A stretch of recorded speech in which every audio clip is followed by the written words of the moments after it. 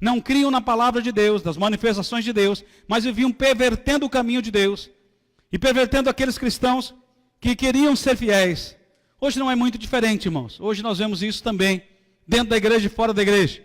Mas nós queremos que você, nessa noite, saia daqui preparado para ser um discípulo de Jesus que cresce. Um discípulo de Jesus que cumpre o propósito de Deus, que vive a vontade de Deus, em nome de Jesus. 2 Pedro, no capítulo de número 3, versículo 14 em diante, diz assim: por esta razão, pois, amados, esperando estas coisas, empenhai-vos por serdes achados por ele em paz, sem mácula e irrepreensíveis, e tendo por salvação a longanimidade do nosso Senhor, como igualmente o nosso amado irmão Paulo vos escreveu, segundo a sabedoria que lhe foi dada, ao falar acerca desses assuntos, como de fato costuma fazer em todas as suas epístolas, nas quais há certas coisas difíceis de entender, que os ignorantes e instáveis deturpam, como também deturpam as demais escrituras para a própria destruição deles. Deturpam as escrituras para a própria destruição deles. Há pessoas, irmãos, que se destroem a si mesmos, através de deturpar aquilo que é a verdade de Deus, a palavra de Deus. Versículo 17. Vós, pois, amados, prevenidos, como estáis de antemão, acautelai-vos. Não suceda que, arrastados pelo erro desses insubordinados, descaiais da vossa própria firmeza. Preste atenção ao versículo 18 agora, irmãos. Antes dessas coisas todas, antes, crescei na graça e no conhecimento de nosso Senhor e Salvador Jesus Cristo. A Ele seja glória, tanto agora como no dia eterno. Crescei na graça e no conhecimento de nosso Senhor e Salvador Jesus Cristo. A Ele seja a glória, tanto agora como no dia eterno. Queridos, nós vivemos num tempo onde as pessoas parece que esqueceram que Jesus um dia vai voltar. Porque a Bíblia diz que aquele que tem essa esperança se santifica. Aquele que tem a esperança de que Jesus pode vir amanhã, ele não vive de qualquer jeito hoje, mas ele espera o Senhor, porque ele não sabe o dia e nem a hora. A Bíblia diz que nem os anjos do céu, mas somente o Pai que sabe o momento certo. Jesus pode vir, como diz o texto, como um ladrão, e o ladrão não avisa quando vai vir. Então, para que eu espere, eu preciso estar sempre preparado. Jesus pode vir essa noite? Então, se Jesus pode vir essa noite, que tipo de vida eu devo ter? Que tipo de consagração eu tenho que fazer? Que tipo de busca eu tenho que ter? Que tipo de vida como discípulo de Jesus eu devo ter? E aqui Pedro, então, vai trazer para nós princípios claros, evidências claras de alguém que vive preparado para a vinda de Jesus Cristo. Alguém que espera o Salvador. Diga amém, meu irmão. Às vezes eu penso nisso. Será que nós estamos esperando realmente o Salvador? Ou será que a nossa vida tem ficado tão boa que a gente nem precisa de um Salvador? Será que a gente realmente está esperando Jesus vir amanhã? Ou vir hoje à noite? Ou será que nós estamos preocupados em ganhar dinheiro, em cuidar da nossa vida, em cuidar da nossa família, em cuidar daquilo que nos é próprio? Irmãos, temos falado sobre a estratégia que Deus tem nos dado de viver para a glória dEle. E tudo que nós temos, filhos, marido, mulher, dinheiro, todas as coisas que Deus nos deu, são estratégias. Para quê? Para que a gente cumpra o propósito de Deus para as nossas vidas. Que é viver para a glória dEle. Porque quando vivemos para a glória dEle, nós vamos ser luz. E essa luz vai brilhar para que os homens creiam que Ele é o Cristo, o Filho do Deus vivo. Mas, irmãos, é interessante pensar que parece que os discípulos de hoje, eles não estão preocupados mais em que Jesus volte. Eles não estão preocupados mais em cumprir o propósito de Deus, a mensagem do Senhor. É como eu tenho dito, fui pregar outro dia em Vicente de Carvalho, estavam falando exatamente sobre isso. Querido, se Jesus vai vir amanhã, como eu vivo hoje, se eu tenho certeza que Jesus vai vir amanhã, eu vou sair para evangelizar, eu vou consagrar minha vida, eu vou orar, eu vou buscar Deus, eu vou me preparar porque eu sei que Ele vai vir. Mas, irmãos, por que será que só fazemos isso se nós sabemos de fato que Ele vem? Agora, se a Bíblia diz que Ele pode vir a qualquer momento, nós temos que fazer isso sempre. Isso tem que ser um estilo de vida. Isso tem que ser uma forma de viver do cristão verdadeiro. Porque, meu irmão, quando nós perdemos Jesus de foco, o propósito de Deus do foco, nós vamos fazer aquilo que nos é melhor. Como hoje a busca de prazer e mais prazer e nada de dor, prazer e mais prazer, importante o que é para mim. Se eu estou fazendo aquilo que é bom para mim, está ótimo. Mas, irmão, Deus não me chamou para fazer aquilo que é bom para mim. Pelo contrário, Paulo escrevendo aos Romanos, ele diz, você não pode fazer a tua vontade. Você tem que fazer a vontade de quem? De Deus. Então, pensar no discípulo de Jesus é pensar em alguém que segue o Senhor. É aquele que ouve a voz do Mestre e quer ser como ele. Mas mais do que isso, os discípulos receberam a missão de ir por todo mundo, pregar o Evangelho a toda criatura. Mas, irmãos, a melhor maneira de pregar é vivendo o Evangelho. É tendo experiências profundas com o Senhor e vivendo aquilo que nós cremos. Eu trouxe um vídeo para que você entenda um pouco melhor isso. O que é ser um discípulo de Jesus? O que é ser verdadeiramente um aprendiz, um seguidor? O que é ser aquele que está pronto a fazer o que o Mestre quer? Esperando as ordens do Mestre, vivendo hoje, sabendo que Ele vai vir buscar. Sabendo que Ele foi preparar nos lugares e Ele diz que vai voltar, para que onde a gente esteja Ele também. Então, o que um discípulo de Jesus faz? E a pergunta aqui, quantos discípulos nós temos aqui? Vamos ver. Discípulos e discípulas. Temos discípulos aqui de Jesus? Pessoas que são como Ele? Que querem ser como Ele, querem andar como Ele andou, querem ter o mesmo sentimento que há nele? É verdade, irmão? Presta atenção no que está falando. Eu queria só que você entendesse um pouco melhor isso através desse vídeo. Pode soltar aí, meu irmão? Por favor. A reprodução faz parte da vida. Desde cedo aprendemos a multiplicar. Em família, vemos os efeitos da multiplicação. Nos negócios, com dedicação e trabalho também é possível multiplicar. Multiplicar é transformar o mais em muito mais. Jesus, quando esteve aqui, multiplicou pães e peixes. E mais do que isto, Ele multiplicou discípulos. A princípio eram 12. A esses 12, logo se juntaram 70, 120, 500, 3.000 e mais, muito mais. A ordem dele é a mesma hoje. Vá, ensine, batize, faça discípulos, e eles farão outros. Discípulos que se multiplicam formam uma igreja saudável. Afinal, queremos uma igreja cheia de membros ou de discípulos? Queremos a porta dos fundos aberta ou fechada? O membro espera pães e peixes. O discípulo é um pescador. O membro apoia-se no pastor. O discípulo ajuda o pastor. O membro espera uma visita. O discípulo é um visitador. O membro quer ir para o céu. O discípulo quer ir e levar pessoas para o céu. Discípulos oram, se relacionam e cumprem a missão com novos discípulos.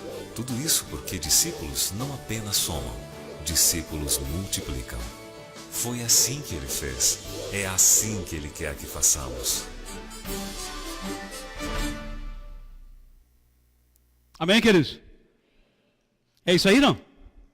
Então nós somos chamados para quê? Para quê? Para multiplicar. Deus nos deu tudo aquilo que é necessário para que isso aconteça. Deus quer que a gente se multiplique, que a gente ganhe almas para Cristo. Meu irmão, não é certo. O discípulo não quer ir para o céu sozinho, ele quer levar muita gente com ele para o céu.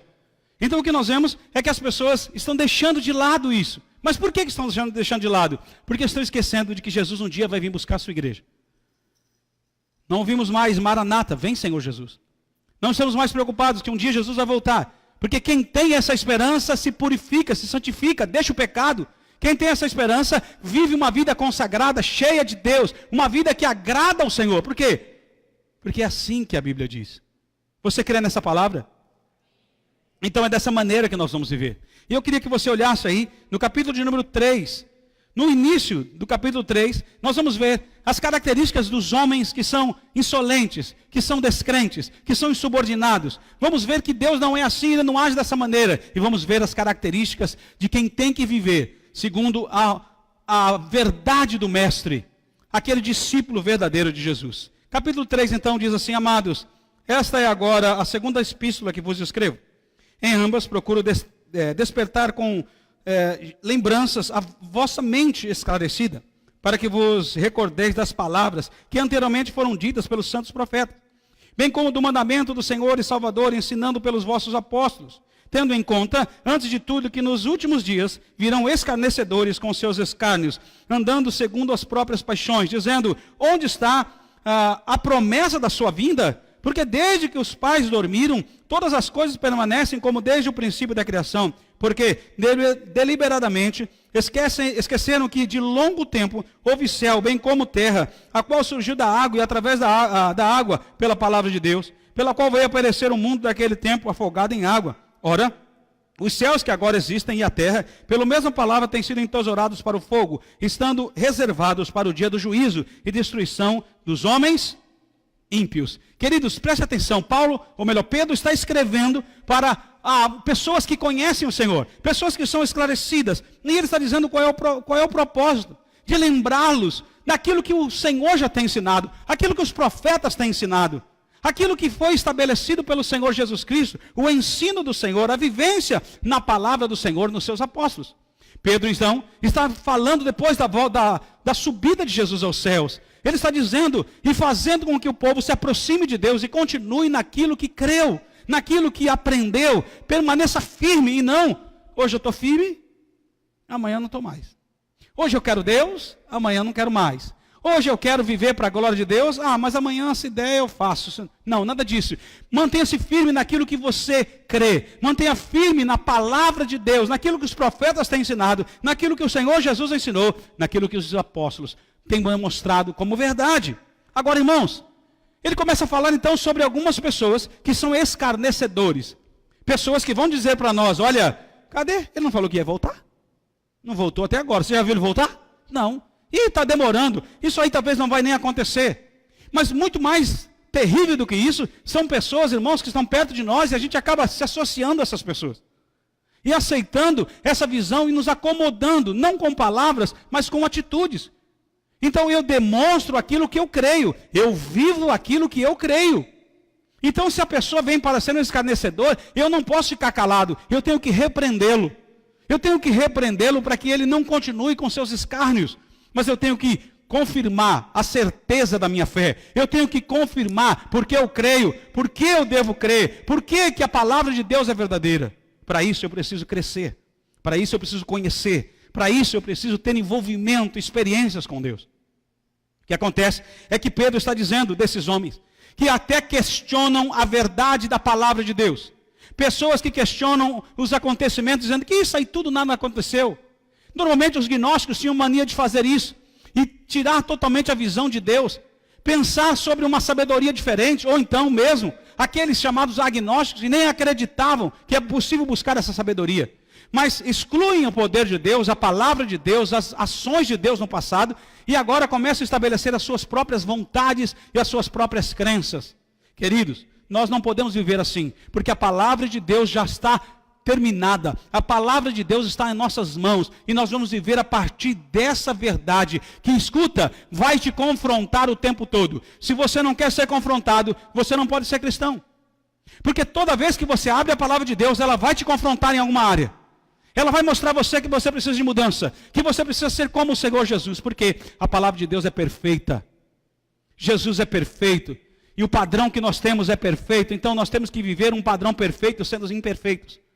Então a palavra de Deus vai nos confrontar a todo tempo, trazendo para nós mudança, atitude, trazendo para nós decisões, mostrando que nós precisamos permanecer. Queridos, Paulo faz isso. Paulo diz, examine-se se vocês não estão passando muito rápido daquilo que eu os ensinei. Pedro está dizendo, gente, firmeza. Não deixa as situações e palavras tirarem você da firmeza que você tem, da fé que você adquiriu, que você recebeu um dia do Senhor. Mantenha-se firme. Diga amém, irmão. Glória a Deus. Então, ele vem falando sobre essas pessoas, que no versículo de número 5, diz assim, porque deliberadamente esqueceram que de longo tempo houve céus, bem como terra, a qual surgiu da água e através da água pela palavra de... Então, olha só, deliberadamente essas pessoas, elas querem deturpar o caminho de Deus. Irmãos, às vezes nós pensamos que essas pessoas estão fora de casa. Às vezes pensamos que essas pessoas estão fora da igreja. Mas na verdade, tem pessoas que estão dentro da igreja, dentro de casa, que acabam pervertendo a verdade de Deus. que acabam pervertendo aquilo que Deus falou, esquecendo daquilo que Deus fez, esquecendo que aquele que faz a promessa nele não há sombra e nem variação de mudança. A palavra de Deus nos diz que Deus não muda. Jesus Cristo é o mesmo ontem, hoje, para sempre. Ele não pode mentir. Se ele prometeu, ele vai fazer. Querido, só que eles vêm dizendo não, mas não é bem assim.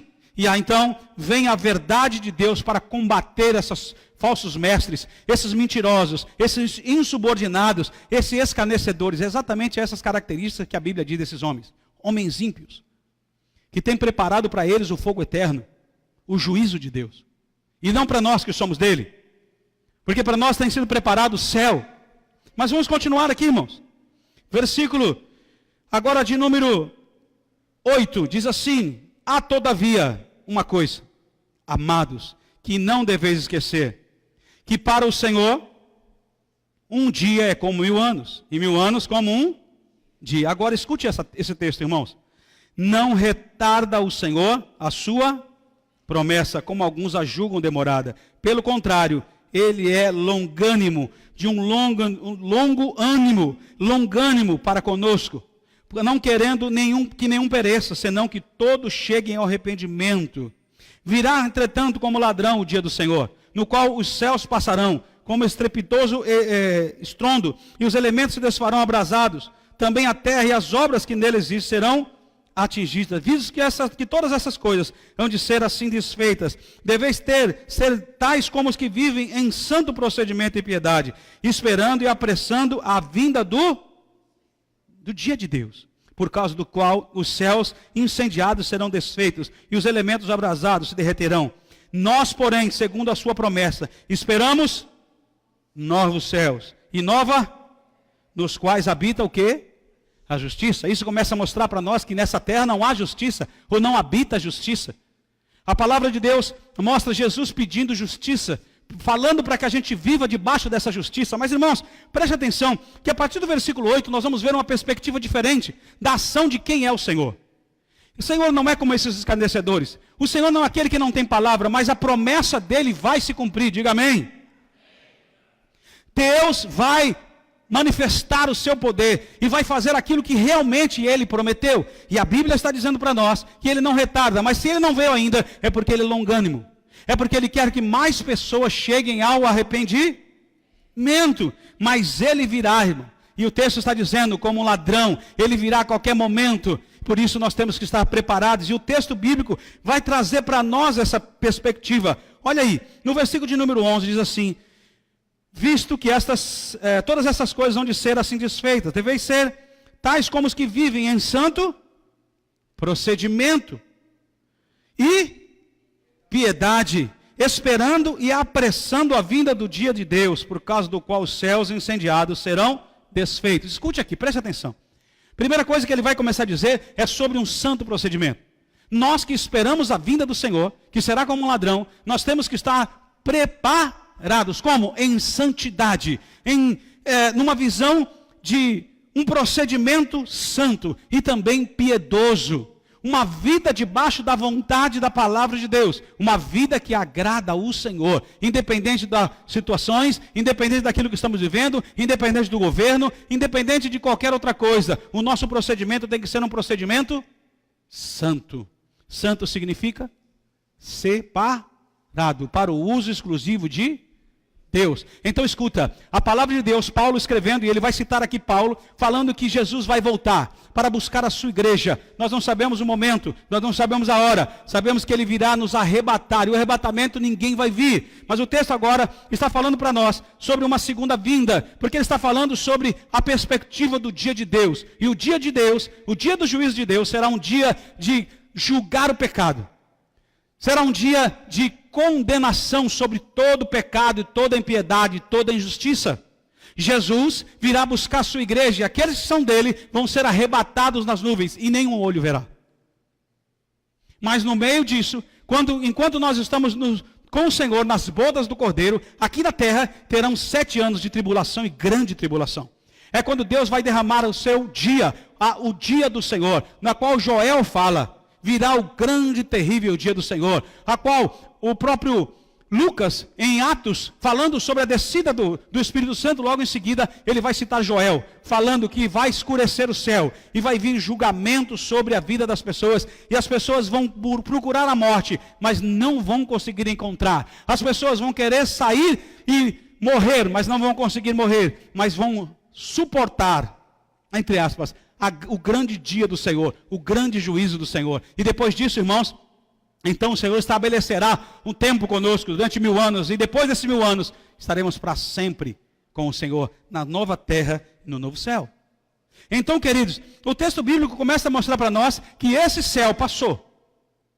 Ele vai dizer que esse céu vai passar, na verdade, olhando para uma questão futura. Depois, ele vai dizer, no versículo de número 12, que os céus serão incendiados. Você vai ver aí, veja comigo. No versículo 7 ele diz, os céus que agora existem e a terra, pela mesma palavra, têm sido entesourados para quê? Para o fogo. Depois, ele diz no versículo de número 12, que os céus vão passar. Depois, no versículo de número, no versículo 10, depois no versículo 12, ele vai dizer, os céus serão incendiados. Então nós entendemos, o texto fala que um dia foi destruído com água, no dilúvio. Mas um dia será destruído com fogo. Então diz a palavra de Deus, que a nova criação de Deus vai vir. Novos céus e nova terra. Porque essa terra e esses céus serão consumidos pelo fogo. Querido, você quer ficar aqui?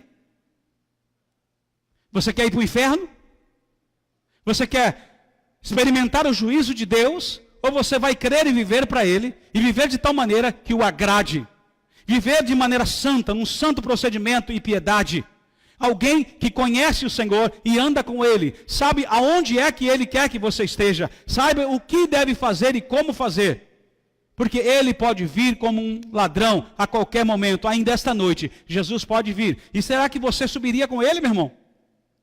Será que você já está pronto para subir com o teu mestre? E quando Ele falar a você, olha, eu te dei dons, eu te dei o Espírito Santo, eu te dei a palavra, e o que você fez com isso tudo? O que você vai dizer para Ele? Senhor, não deu. Eu tentei, mas não deu. O que você vai dizer para Ele sobre o teu santo procedimento? O que você vai dizer para Ele sobre a tua vida de piedade? A tua vida que expresse uma vida com Deus. Uma vida que as pessoas venham crer. Uma vida que é luz, para que aqueles que estão em trevas sejam iluminados e cheguem a um pleno conhecimento do Senhor Jesus. O que você vai dizer para Ele? O que eu vou dizer para Ele? Senhor, não deu tempo. Eu tive muitas tarefas lá no mundo e não consegui fazer a tua obra. Senhor, olha, eu estava preocupado com a minha mãe, com a minha tia, com a minha avó, com o meu tio, com a minha sei lá com quem, e eu não consegui, Senhor, viver isso por causa do meu filho. É isso que você vai dizer para Ele? Senhor, eu não consegui ser santo porque eu estava trabalhando demais. Senhor, eu não consegui ter um procedimento como a tua palavra diz, porque não conseguia ler a Bíblia, Senhor. Pai, eu tenho dificuldade de ler, dá sono. É isso que você vai dizer?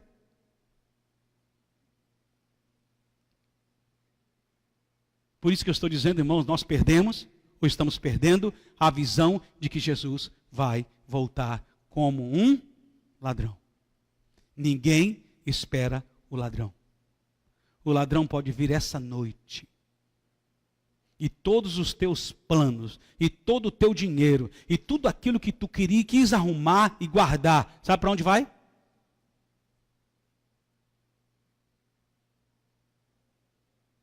Ou talvez você fique aqui para gastá-lo. O que talvez seja muito pior que isso.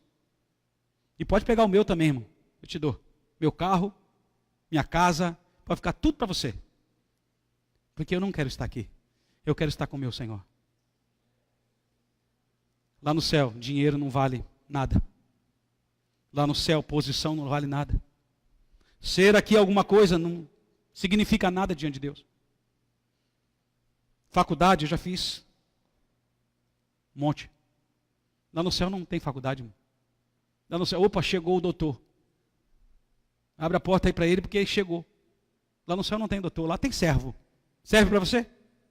Se você não quer ser servo, então você não pode ir para o céu. Porque no céu vai ter servo. Vai ter pessoas que têm um procedimento santo, uma vida que expresse a verdade de Deus. Pessoas que vivem como Jesus. Quer ver como é que é uma vida piedosa? Olha para Jesus que você vai entender. Mas irmãos, nós estamos perdendo a visão disso. Achando que essa terra é para sempre. Achando que isso aqui não vai ser destruído. Achando que, fica aí, está tudo bem. Só que, irmão, você está envelhecendo. Preste atenção, o tempo está passando. E o tempo que você deveria dedicar para Deus, você está dedicando para você mesmo. Que discípulo é esse? O Senhor nunca nos liberou para isso.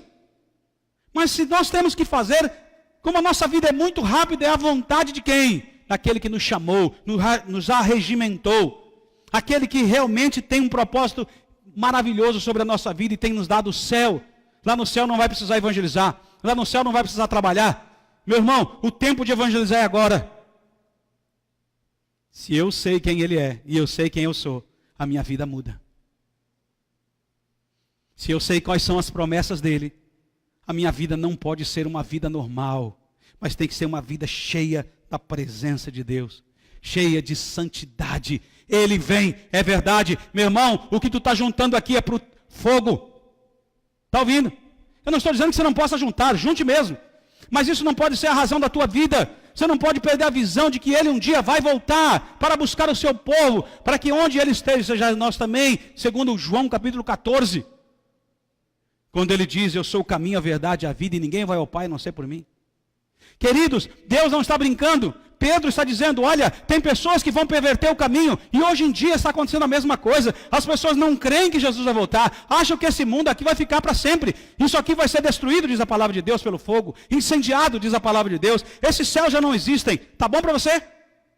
E por que será que a gente investe tanto nisso aqui? Por que será que a gente ama tanto isso aqui? Por que será que a nossa vida está totalmente voltada para essas coisas aqui, irmãos? Olha para o versículo de número 13. Nós, porém, segundo a sua promessa, esperamos. Leia aí comigo. Versículo de número 13. Leia comigo aí, irmão.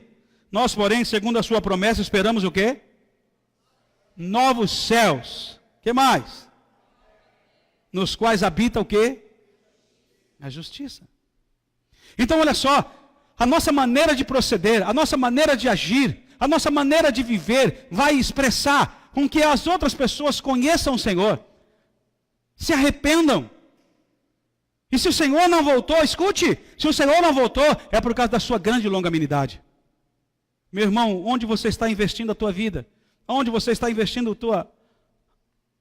a tua força, os teus bens, aquilo que Deus tem dado para você, você está investindo aonde? Isso vai levar o quê para o céu? Vai levar alguém para o céu? Isso que tudo que você está gastando tempo, gastando a tua vida, vai levar para o céu alguém? Ou será que vai ser para essa terra? Mas você vai viver aqui, a Bíblia diz que nós temos que juntar tesouros aonde?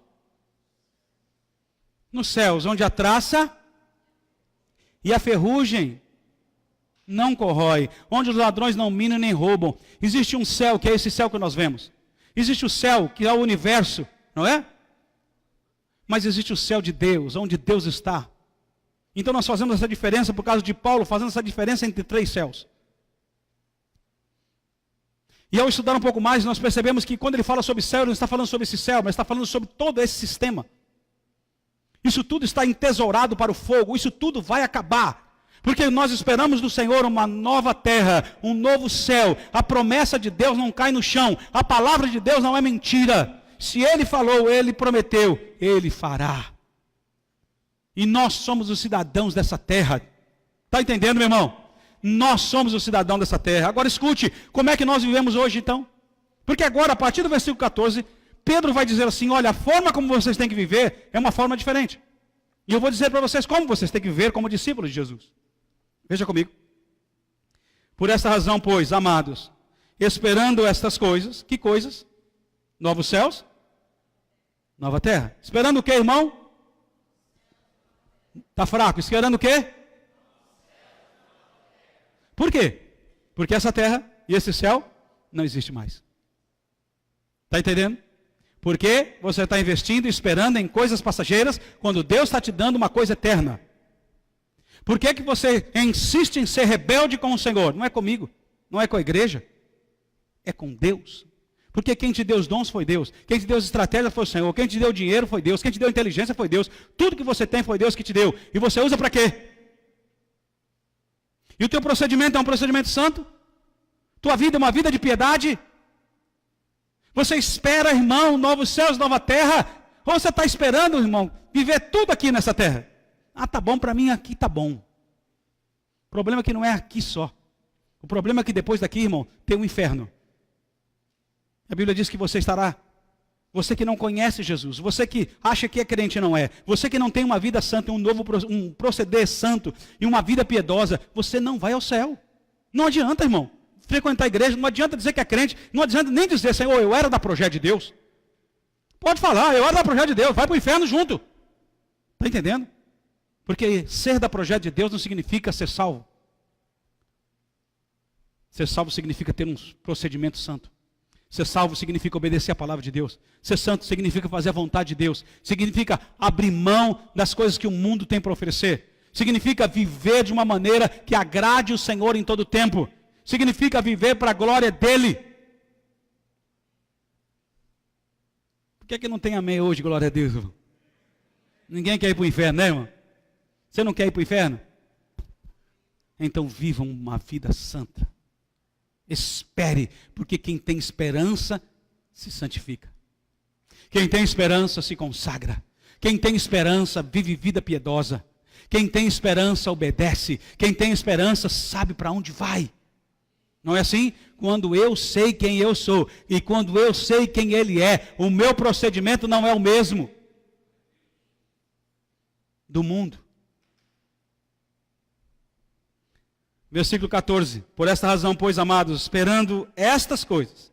Agora, olha o texto falando sobre um imperativo. Ele diz, empenhai-vos. Diga comigo, empenhai-vos. Empenhai-vos. Olha aqui, tem uma versão um pouco diferente. Por isso, amados, aguardando estas coisas, procurai. Olha aí, que deles sejais achados, imaculados e irrepreensíveis em paz. Mas olha só, empenhai-vos eu gosto mais.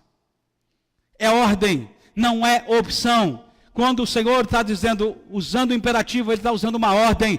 E uma ordem não pode ser questionada, mas tem que ser obedecer.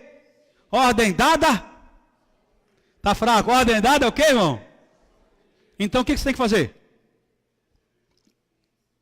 Empenhai-vos. Quem tem que se empenhar? Eu. Quem tem que se empenhar? Você tem que se empenhar. Eu tenho que me empenhar. Escute, isso depende de quem? Depende da tua mãe? Do teu pai? Depende da tua esposa? Depende do teu marido? Depende do teu patrão? Depende de algum familiar seu? Depende de mim e de você. Meu irmão, então, se na nossa vida espiritual nós entendemos e esperamos a volta de Jesus, esperamos novos céus, nova terra, nós vamos nos empenhar. Diga comigo, eu vou me empenhar. Me perdoa, Senhor, porque eu não estou me empenhando como deveria.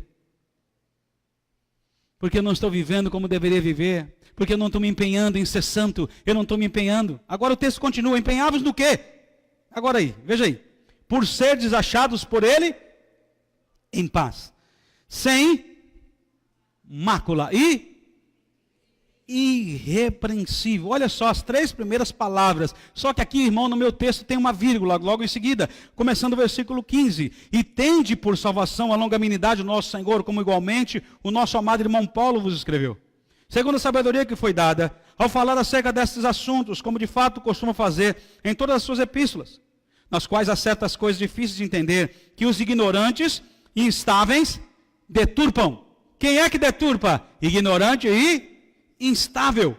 Como também deturpam as demais escrituras para a sua própria destruição. Assim como depende de nós santidade, assim como depende de nós, irmãos, em nos empenharmos em ser irrepreensível. Irrepreensível é alguém que não merece repreensão. A maneira dele viver não merece repreensão. Ele não tem mácula, ele não tem sujeira, ele não tem nada que o contamine.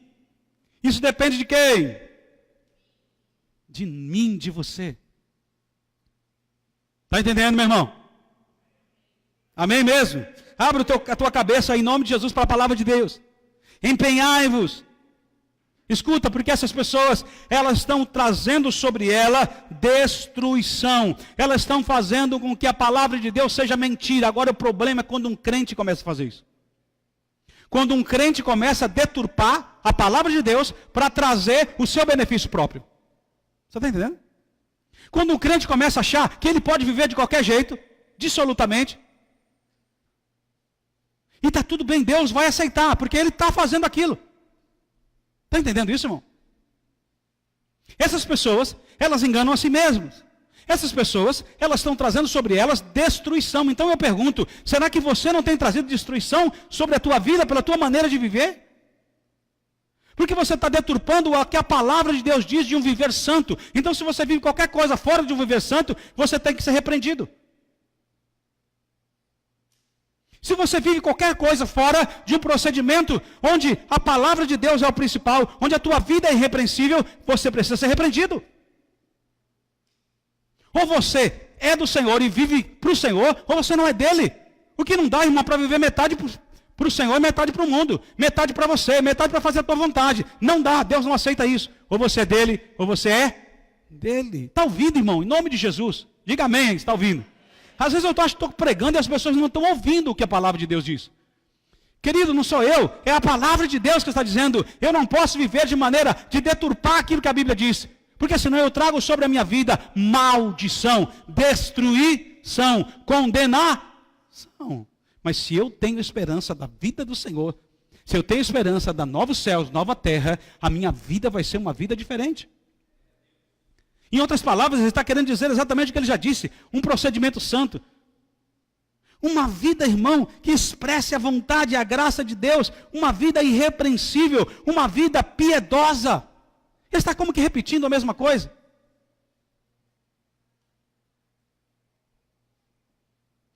Pena que nosso tempo é muito curto. Mas esse texto é um texto de uma riqueza tão grande, irmão. E pode trazer para nós tantas informações. Mas eu queria que você abrisse e olhasse o versículo 17 agora. Agora está falando com cristãos, amados. Vós, pois, amados, prevenidos como estáis de antemão. Você já sabe o que a Bíblia diz. Você já sabe a verdade de Deus. Vocês já ouviram da verdade de Deus. Querido, isso aqui me preocupa bastante. Porque tem pessoas que já ouviram e continuam com as práticas antigas. Que já entenderam e sabem o que é a verdade de Deus e voltaram para as práticas. Já entenderam o que a Bíblia diz, mas não têm uma vida mudada. Escute o que eu vou dizer. Se você continua vivendo desse jeito, você traz sobre a tua vida maldição. Por isso o texto está dizendo, empenhai-vos. Empenhai-vos. Diga comigo. Empenhai-vos. Diga comigo. Empenhai-vos. Depende de quem? Empenhe-se. Empenhe-se. Seu patrão quer que você se empenhe? Se empenhe. A sua esposa quer que você se empenhe no casamento?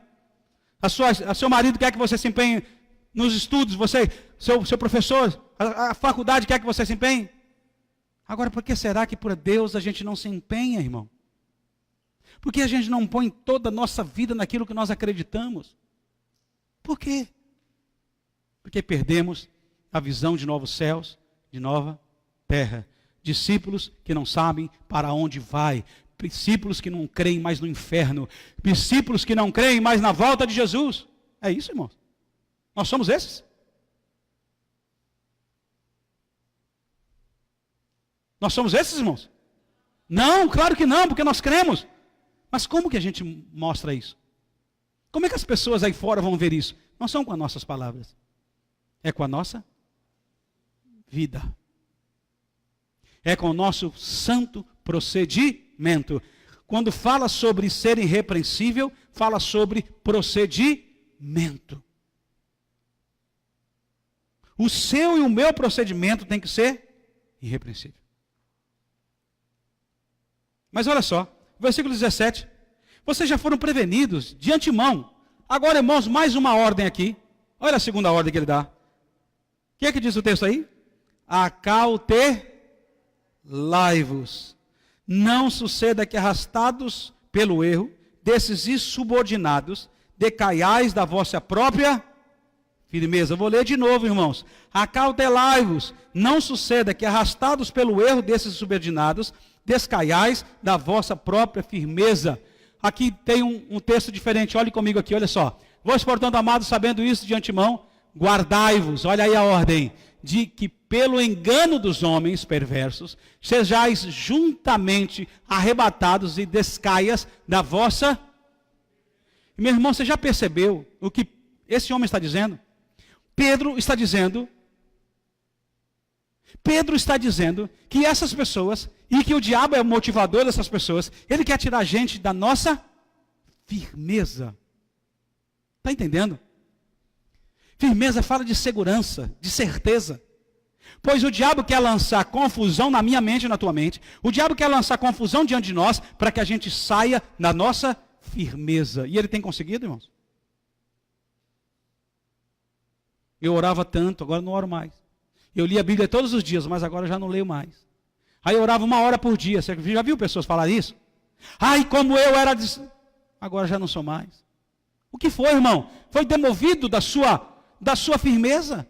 Você era tão santo, você tinha uma vida irrepreensível, mas você deixou de lado, você permitiu. Você era tão dedicado, você fazia a obra de Deus, mas agora você já não faz mais nada. Mas o pior, irmão, é que essas pessoas, elas querem que você caia no conto do engano delas. Elas começam a querer te enganar com visões erradas.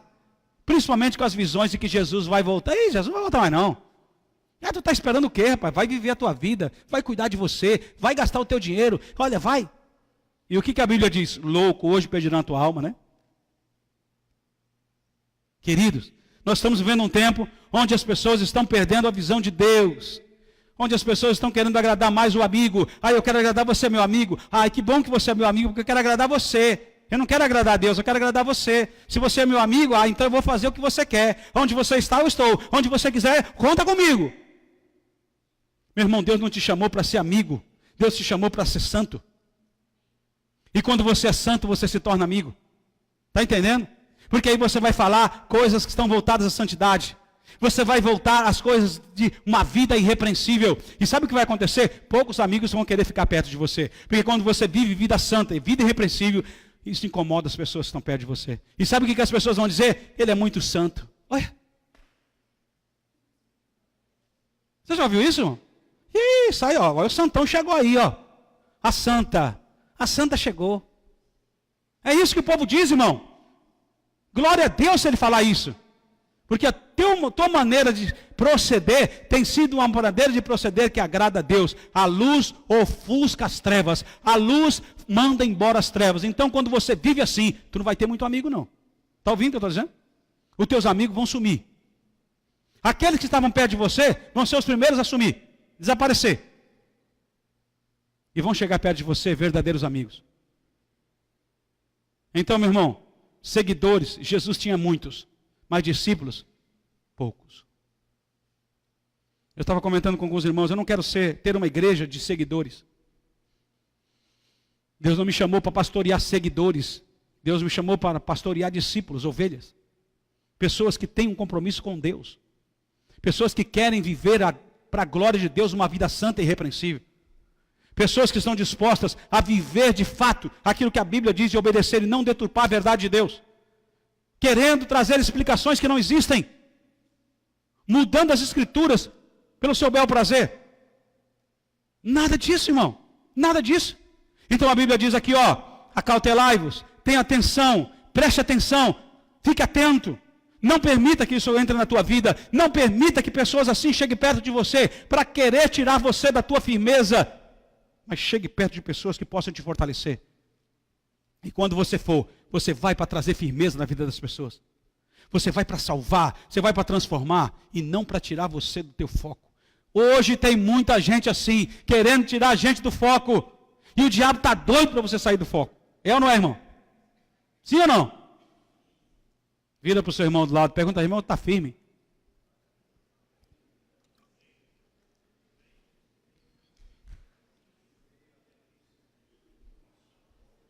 Agora fala para ele assim, ó, tu está firme, cuidado, porque tem um monte de gente querendo tirar essa firmeza aí. Fala para ele. Tu está firme? Está cheio de gente querendo tirar essa firmeza aí. Não é isso que a Bíblia diz? Você é discípulo de Jesus? Está cheio de gente querendo tirar você da firmeza. Está cheio de gente querendo que você deturpe a verdade de Deus. Para o teu bel prazer. A palavra é radical, né, irmão? A palavra de Deus é radical. Mas é essa palavra que é a palavra de Deus. Ela não vai mudar por causa de você. Porque você é bonitinho, porque você tem dinheiro, ou porque você tem posição. A palavra de Deus não vai mudar por causa de você. Ela vai continuar sendo a mesma. Então, em nome de Jesus, Deus está nos chamando para lembrar que um dia Ele vai voltar. E nós esperamos novos céus e nova terra. E a nossa maneira de viver tem que ser uma maneira santa. O nosso procedimento tem que ser santo.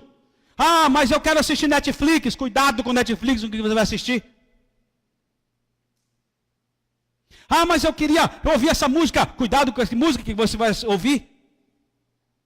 Cuidado com o que você vai colocar dentro da sua casa. Você é um homem santo. Você é uma mulher santa. Cuidado com o que você vai botar no teu corpo, porque você é um homem santo, você é uma mulher santa. Cuidado dos negócios que você vai fazer. Você é um homem santo, você é uma mulher santa. Cadê a glória a Deus? Ninguém fala, não, irmão? Oh, aleluia. Porque se você não é um homem santo, então está tudo errado. Se você não é uma mulher santa, está tudo errado, irmão. Está entendendo? O teu relacionamento é um relacionamento santo, porque você é um homem santo. O teu dinheiro é santo, porque você é santo. Dá glória aí, irmão. Oh, aleluia. Não é assim? Os teus negócios são claros. Os teus negócios são santos, por quê? Porque você é um homem santo. Se você é santo, tudo que é teu é santo. Agora, se você é impuro, teu dinheiro vai ser impuro. Teus relacionamentos serão impuros. Tua televisão será impura. Tuas músicas serão impuras. Teus pensamentos serão impuros. Está entendendo, irmão? Essa é a verdade. A Bíblia diz que aquele que é santo, ele vive de tal maneira que ele vai ser mais santo. Mas aquele que é sujo, suja ainda mais. Você é santo? Então escuta, quando você ligar a televisão, você é santo. Quando você pegar o teu celular, faz de conta que é isso aqui. Você é santo. Você é homem santo, você é mulher santa. Quando você entrar no Facebook, você é um homem santo. Quando você entrar no Instagram, você é um homem santo. Quando você entrar no YouTube, você é um homem santo. Você é uma mulher santa. Quando você ligar uma música, você é santo. Você é uma mulher santa, você é um homem santo. Está entendendo o que é viver segundo as Escrituras, irmão? Isso é viver segundo as Escrituras. Não é assim, não tem problema, todo mundo faz, todo mundo vai para o inferno, tu também vai. É isso? Tu não faz porque todo mundo faz. Tu faz porque tu ama o Senhor Jesus, você espera novos céus, novas terras, porque você é homem santo. É por isso que você faz. Mas e o irmão lá pode fazer, eu não posso? Não, porque tu é homem santo. Quando alguém perguntar, por que os outros podem e eu não posso? Porque tu é um homem santo. Tá bom, esposa? Esposa, fala assim para ele. Quando ele fizer falar besteira, tu fala assim, tu é um homem santo. Por que eu não posso? Porque tu é um homem santo. E quando a mulher reclamar, o que é que você vai dizer? Tu é uma mulher santa. Por que você não... Porque tu é uma mulher santa. Mas o que tem ninguém... Qual o problema? Quando você começar, qual é o problema, irmão? Você já começou a ceder. Não é assim? Então, se a mulher começar a falar demais, você diz assim, mulher, sabe por que tu não vai fazer? Porque tu é uma mulher santa. Porque você espera novos céus e nova terra. Você espera em Cristo. Você é discípula de Jesus. Você é discípulo de Cristo. Sabe por que você não faz? Porque você é santo. Não é por causa da tua religião. Não é porque o bispo vai ver. Tem gente que é assim, né? Não deixa o bispo ver. Mas quer dizer que se o bispo não ver, pode. Eu não faço por causa dos outros, eu não faço por causa de Cristo. Meu amor por Cristo, meu temor por Cristo, não faz com que, não permite eu fazer. Empenhai-vos. Agora, acautelai-vos. E a última palavra que eu quero que você pense. Mais uma ordem aqui no versículo de número 18. Diz assim, antes crescei. Isso aí é opção ou ordem? Ordem. Crescei na graça e no conhecimento do nosso Senhor e Salvador Jesus Cristo. Escuta, meu irmão. Crescimento. Crescimento, primeiro, na graça. Graça é um dom imerecido. Então eu estou entendendo que Pedro está escrevendo que a tua vida com Deus e aquilo que Deus te deu de maneira tremenda, que você não merece, você vai começar a conhecer mais dele. Você vai começar mais daquilo que Deus te dá. E aquilo que Deus vai te dando, você vai crescendo. Está entendendo? Diga amém. Graça é isso. Crescei na graça. A Bíblia diz que Jesus crescia na graça. Quanto mais aquilo que Deus me dá mais. Quanto mais eu busco e cresço nisso, Deus me dá mais, eu cresço mais. E eu vou buscando e Deus vai me dando. E eu vou crescendo, e eu vou crescendo. Isso vem através de uma vida com Deus, uma vida espiritual, uma vida de intimidade. Você está entendendo? Diga amém, irmão. Vida de espiritualidade, vida com Deus, vida na presença de Deus, vida de santidade, vida de comprometimento, vida de sacrifício. Quer mais? Essa é a vida de graça. Você não merece, irmão. Você merece ser crente? Não, merece ser do inferno, do diabo. E eu também. Mas o que Jesus me dá? O céu, a perdão, graça. Então eu conheço, isso cresce no meu coração. Eu vou perdoar porque Jesus me perdoou. Eu vou amar porque Jesus me ama. Eu vou viver dessa maneira porque Jesus quer que eu viva. Eu vou viver porque Jesus viveu assim, eu também vou viver. Quem diz que o ama tem que andar como ele andou. Você quer que Jesus volte mesmo? O teu proceder demonstra isso. A tua maneira de se relacionar mostra isso. A tua vida irrepreensível mostra isso. Agora, irmão, tem gente que está firme, daqui a pouco cai. Está firme, daqui a pouco cai. Está firme, não tem constâncias. E a Bíblia diz que esses homens, eles não seguem a palavra de Deus e por isso são inconstantes. Mas nós não. Nós somos aqueles que crescem. E crescer, meu irmão, cresce sempre. Não pare de crescer até a vinda de Jesus Cristo. Você tem que crescer todos os dias. Porque quem não cresce, diminui. Está entendendo? Quem não cresce, diminui. A Bíblia está dizendo, crescei nessa vida espiritual, nessa vivência, nessa espiritualidade. Cresce nisso. Mas logo em seguida ele continua dizendo, o que mais, irmão? Além de graça, o que mais que a gente tem que crescer? No conhecimento. Vocês lembram de Jesus quando ele disse assim? Aprendei de mim que sou manso e humilde de coração. E achareis descanso para vossas almas. Aprenda de mim. Agora ele está dizendo, conhecimento do nosso Senhor e Salvador, Jesus. Me permitam de eu dizer que esse conhecimento vem através da palavra de Deus e de uma vida com Ele. Se eu não conheço a palavra, irmão, eu começo a ficar uma pessoa que é alienada. Graça sem palavra de Deus, sem conhecimento, é alienação. Começa a fazer coisas que acha que é de Deus. Porque não conhece a Bíblia, faz coisas que não é de Deus. Está entendendo? Começa a se comprometer com coisas que Deus não mandou se comprometer. Começa a fazer coisas que Deus não mandou fazer. Por quê? Porque só tem graça, não tem conhecimento. Agora, irmão, quando você tem conhecimento sem graça, você se torna um legalista. Quando você tem conhecimento sem graça, você se torna um legalista. Eu vou repetir isso, irmão. Escuta aí. Graça sem conhecimento é alienação.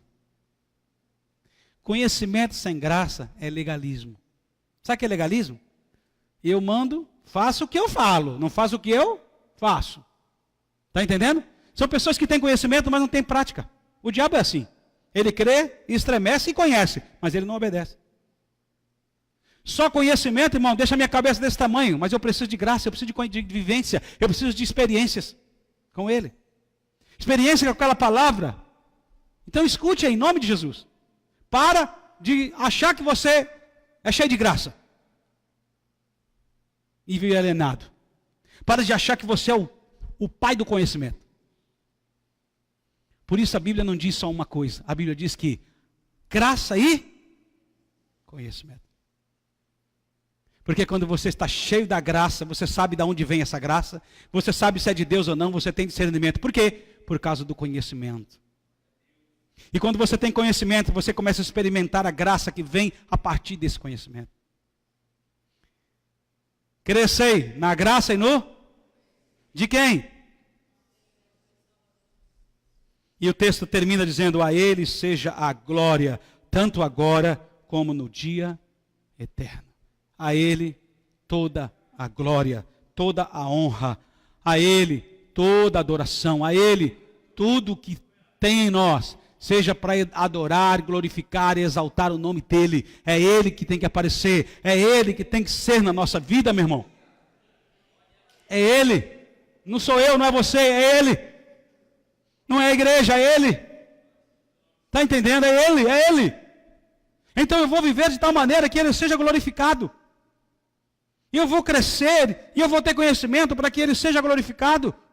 A Ele a glória. Mas escute, tem pessoas que vão estar perto de mim, querendo tirar a minha firmeza.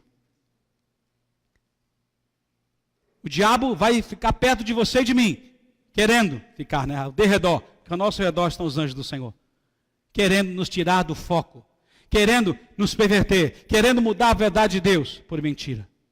A Ele seja a glória. O cristão não pode viver de qualquer maneira. Você é um homem santo. Você é uma mulher santa. Você é um homem irrepreensível. Você é uma mulher irrepreensível. E você faz as coisas não por causa do homem, mas por causa de Deus. Amém, meu irmão? Feche os seus olhos. Nós vamos comer, beber sobre a ceia do Senhor. E deve tomar esse cálice, beber esse pão, ou comer esse pão e beber esse cálice, aquelas pessoas que já entregaram a sua vida a Jesus e que sabem discernir o pão e o cálice. Aqueles que têm um comprometimento, que são santos e são do Senhor. Se você não é do Senhor, irmão, não beba, não coma. Se você não tem um compromisso com Ele e com a sua palavra, não coma, não beba. Talvez hoje você pode entregar a tua vida a Jesus. Entender o compromisso que é andar com Ele. Agora, meu irmão, se você está distante, peça perdão a Deus. Coma e beba. Se você não tem sido uma mulher, um homem santo, peça perdão a Deus, porque Ele vai te perdoar. Nosso Deus é um Deus de recomeços. Enquanto há tempo, você pode recomeçar. Em nome de Jesus, prepara o teu coração, confessa o teu pecado. Não deixa de beber. Não deixa de comer. Por causa do pecado. Por causa da falta de perdão. Porque você está brigado com alguém. Porque você não aceita o que a outra pessoa fez. Meu irmão, proponha hoje o desejo de acertar, de pedir perdão. Proponha hoje o desejo de quebrar isso do teu coração. Se você não tem conhecimento da palavra de Deus, se você não sabe discernir o pão e o cálice, não beba, não coma. Se você não tem uma vida santa, não coma, não beba, porque aquele que come e bebe, sem ter uma vida santa, come e bebe maldição, juízo sobre si.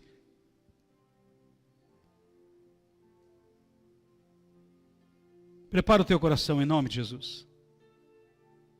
Prepara a tua vida para tomar essa ceia. Essa mesa é do Senhor. Não é da projeto de Deus, não, é do Senhor. Prepara o teu coração aí.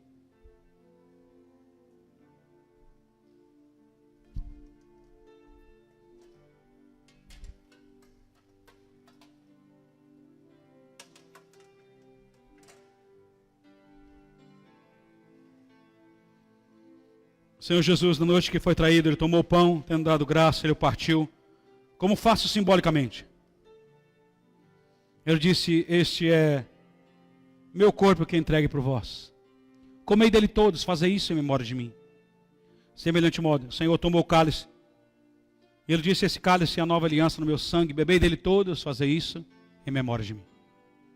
Porque todas as vezes que comerdes esse pão, beberdes esse cálice, anunciais a minha volta, a minha morte, a minha crucificação. Mas o Senhor também diz que um dia Ele voltará para buscar a sua igreja, e nós teremos a ceia do Senhor, as bodas do Cordeiro, juntos lá no céu. Então, meu irmão, em nome de Jesus, nós vamos consagrar o Senhor agora, esse que representa o sangue de Cristo, e esse pão que representa o seu corpo, é um simbolismo. Em memória do Senhor, nós vamos fazê-lo agora. Vou pedir para que minha esposa, pastora, possa orar, consagrando ao Senhor o cálice e o pão, em nome de Jesus. Amém.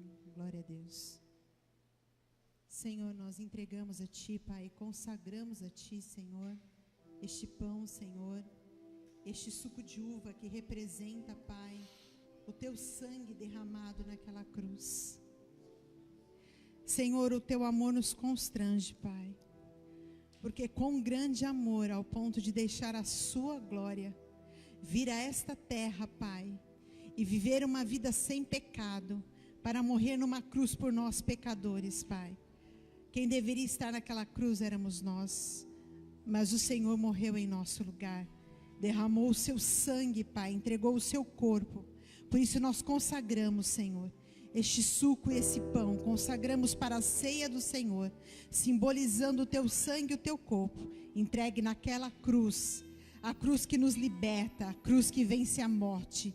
Nós te louvamos e te agradecemos e consagramos a ti, em nome de Jesus.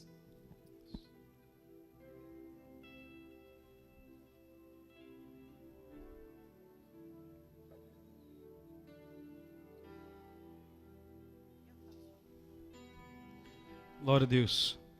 Queridos, eu gostaria que você escolhesse, elegesse uma pessoa, que você vai tomar ceia com essa pessoa, você vai servir a ela. Essa pessoa você vai se comprometer em orar por ela, até o mês que vem. Todos os meses nós fazemos isso.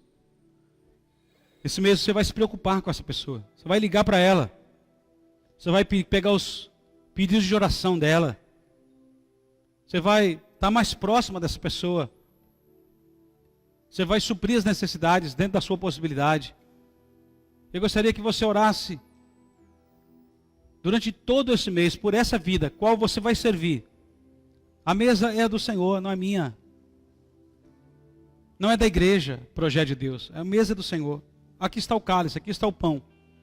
Então você pega, serve o teu irmão e deixa ele servir você. Se tem que ser com a sua esposa, amém. Se puder ser com outra pessoa, faça isso cada mês. Tome a ceia com uma pessoa e abençoe a vida das pessoas. Fico triste quando vem uma pessoa sozinha aqui tomar ceia. Não é? Aquela pessoa, ninguém vai orar por ela. Esse mês inteiro, ninguém vai orar por ela. Esse mês inteiro ela não vai ter comunhão com ninguém. Então, meu irmão, em nome de Jesus, pode ser de 3 em 3, não tem problema. Mas eu gostaria que você se comprometesse com alguém. Não é? Que você aprendesse a dar, porque mais bem-aventurado é dar do que receber. Então, em nome de Jesus, prepara o teu coração para comer e para beber, em nome de Jesus. Consagra o teu coração agora, fecha os seus olhos. Se há algum pecado, se há alguma situação que você precisa resolver, proponha no coração. Proponha no coração o desejo de fazer aquilo que Deus quer que você faça. Não deturpe a palavra de Deus. Não se engane, mas hoje, em nome de Jesus, acerte com o Senhor.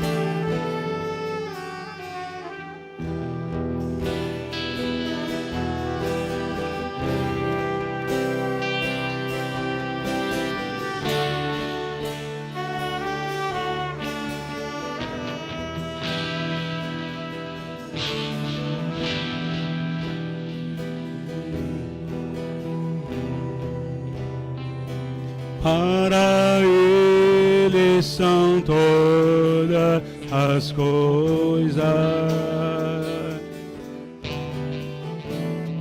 porque dele, por Ele, para Ele são todas as coisas, porque dele, por Ele, para Ele são todas as coisas, porque dele, por Ele, para Ele são todas as coisas. A Ele a glória! A Ele a glória,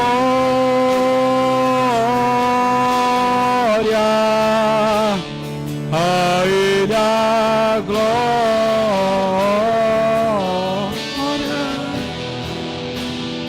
a Ele a glória, para sempre. Amém.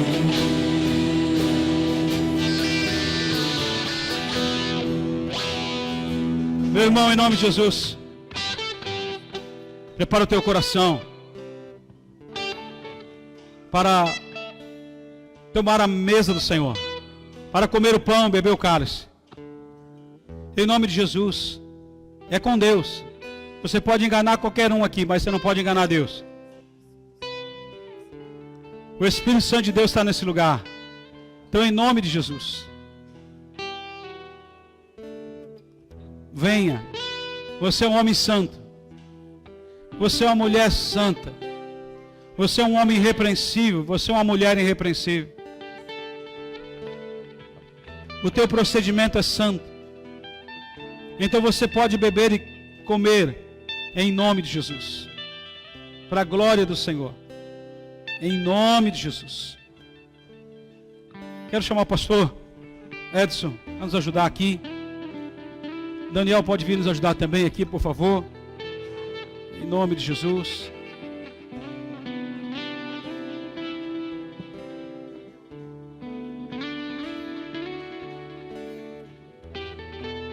Saia do seu lugar, venha até aqui à frente. Pegue uma porção de pão. Pegue o cálice. Sirva ao seu irmão, deixe ele servir você. Em nome de Jesus.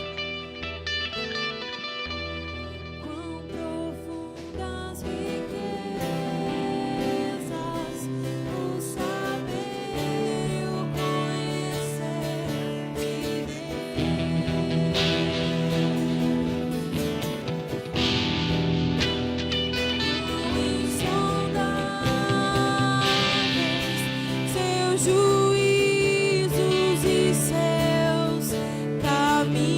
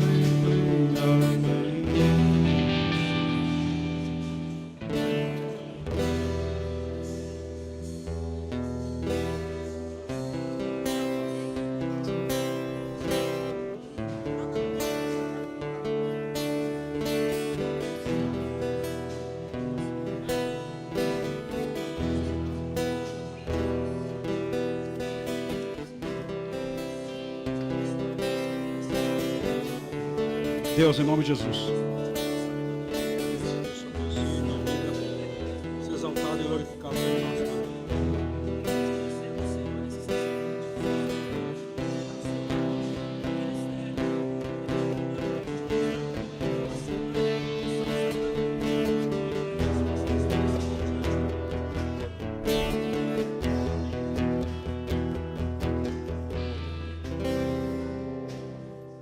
Senhor, nós queremos te agradecer por essa noite, pela tua mesa, pela tua ceia. Obrigado pelo teu sangue, pelo teu corpo, pela igreja. Que a tua mão continue sobre as nossas vidas, Pai, nesse novo ano. Seja exaltado, seja glorificado, em nome de Jesus. Amém? Pode se assentar por um momento, irmãos. Estamos chegando ao final do nosso culto.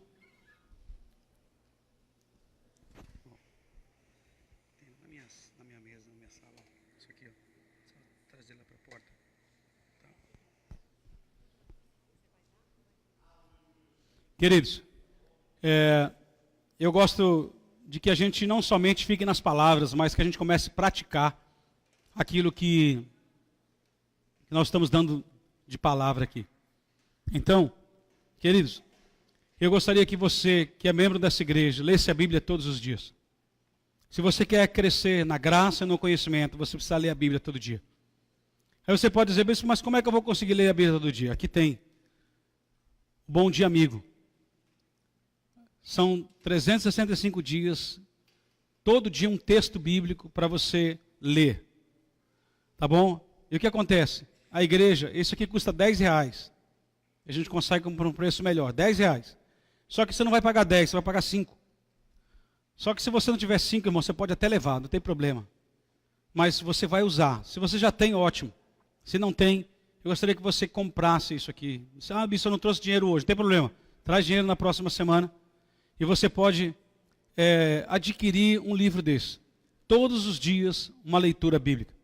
E eu queria que você respondesse 2 perguntas com esse livro aqui. Cada página dessa, eu queria que você respondesse 2 perguntas. Primeira pergunta, o que ele está falando? Sobre o que ele está falando? Segunda pergunta, o que isso tem a ver com a minha vida? Eu gostaria que você respondesse essas 2 perguntas, toda a leitura que você vai fazer. O que ele está querendo dizer? O que ele está falando aqui, quando eu leio, o que eu estou entendendo? E segundo, o que isso tem a ver com a minha vida? Eu queria que você pensasse em algo prático, algo objetivo, ok? Se você já tem alguma leitura diária, ok. Mas eu gostaria que a igreja fizesse essa leitura aqui. Que nós pudéssemos juntos conhecer a palavra de Deus, porque é só assim que se cresce. Não tem como crescer sem conhecer a palavra de Deus.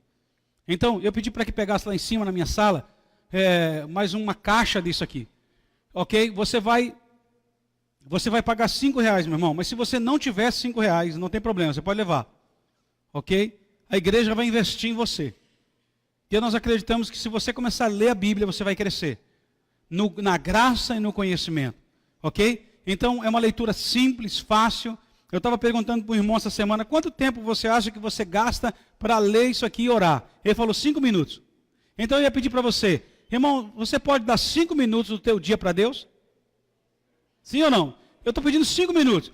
Você pode acordar 5 minutos antes, 5 minutos, e você fazer essa leitura. Não saia de casa sem fazer essa leitura. Tá bom? Se você puder fazer com a tua família, melhor. Mas eu gostaria que você fizesse individualmente isso. A gente só cresce conhecendo a palavra de Deus. Quem não conhece a palavra de Deus, não cresce. Quais são as perguntas que você tem que responder? Primeiro, sobre o que ele está falando. O que é que significa o que ele está falando? Não é? O que eu estou entendendo? Segunda coisa, o que isso tem a ver com a minha vida? Eu gostaria que você respondesse de maneira prática. O que eu tenho que fazer a partir de agora? Como é que eu faço? Ok, isso tem a ver isso com a minha vida. O que eu faço então? Prático. Para mudar a minha atitude, para mudar a minha ação, para mudar meu pensamento, para mudar mesmo, de fato. Ok, meu irmão? Aqui está a palavra de Deus. Então, pegue esse livro, leve para casa, coloque no lugar onde você vai ver. Quando você acordar, antes de pegar no celular, você vai pegar esse livro aqui. Amém, irmão? Você vai pegar esse livro, você vai abrir lá. Pode começar, amanhã é dia 7. Pode começar aqui no dia 7, irmão, ó. Dia 7, o que é que diz aqui? numa festa de crianças, olha só, dia 7. Então começa no dia 7, amanhã.